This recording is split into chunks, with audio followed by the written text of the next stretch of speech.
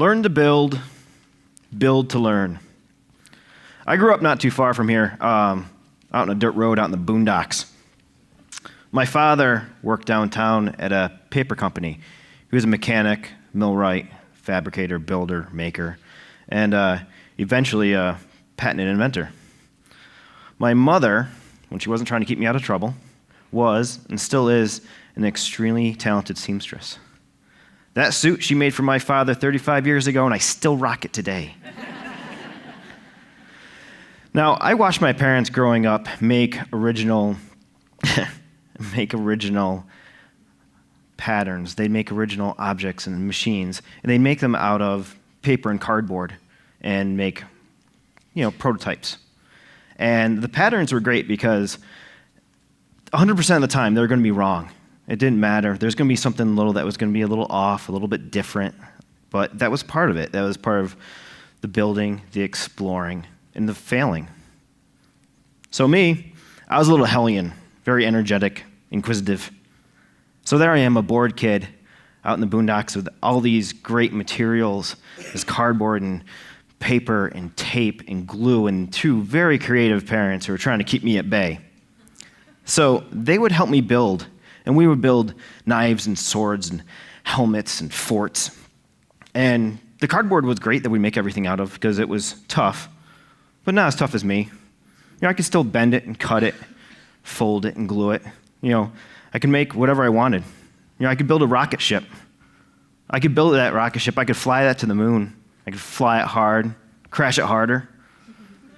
Cardboard would slowly give out, but not too quickly. It would show its pride, its guts, and eventually, bam, seam tear, tape rip, mission aborted. I had physically built what was in my imagination. I'd become emotionally attached to it, and when I was done playing, I knew that next time I could build a bigger, faster, stronger rocket ship. I was 5.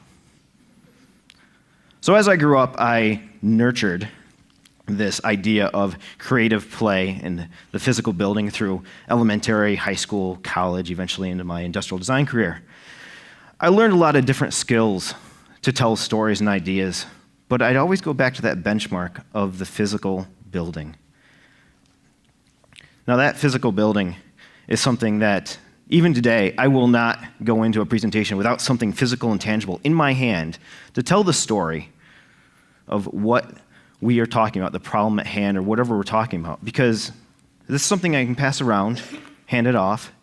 It's tangible. It breaks down barriers. It gets everybody on the same page, it levels the playing field, and inspires creative collaboration.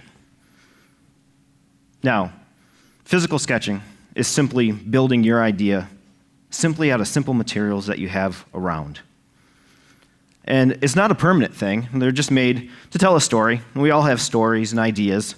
We talk about them, we argue about them. We use our words to talk, our ears to listen, our hands to touch, and our eyes to observe.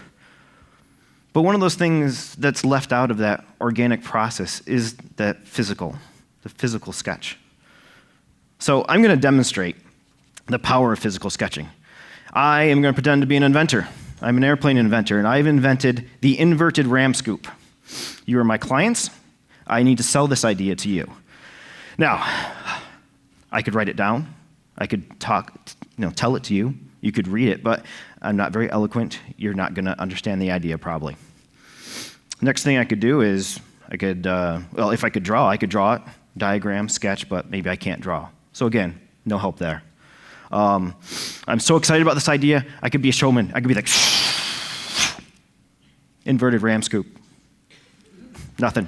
See, now not only do you not get it, but I'm a goof and you're not going to listen to me. So what I'm going to do is I'm going to think back to that creative play, and I'm going to dig deep.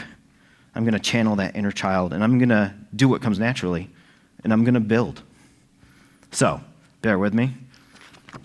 Inverted ram scoop. It's an airplane, so of course, you need some wings. Got some wings here. Now remember, patent pending. Phones off, camera phones off. This is my idea. It's a normal airplane. The special part, the inverted ram scoop. You ready? 3, 2, 1. Yeah. A little bit of a failure, but a success. Idea conveyed, story told, benchmark set. Now, you all have in your hands the same thing I just built. So you're part of my design collaborative. We're all part of a group. You're emotionally attached to the idea. And the great thing is these materials can be found anywhere, in the home, in the office, around the world. You know, your papers, your plywood, your staples, your nails, your rubber bands are your springs, and your glue is your cement. These are your new tools to tell your stories and sell your ideas. Now, stories and ideas bound us together. It's family, it's community, as a society as a whole, through history. And being able to build these ideas opens doors to collaboration, to creativity, to new ideas. These skills are ingrained in all of us from a young age, and there's something we can tap into at any time, anywhere. We learn through mastery these skills by doing, to do, to redo, to build, to destroy. Now I encourage you, take these skills, take these ideas, use them to reopen your book of imagination. Explore what you find, go tell the world. Learn to build, build to learn. Thank you.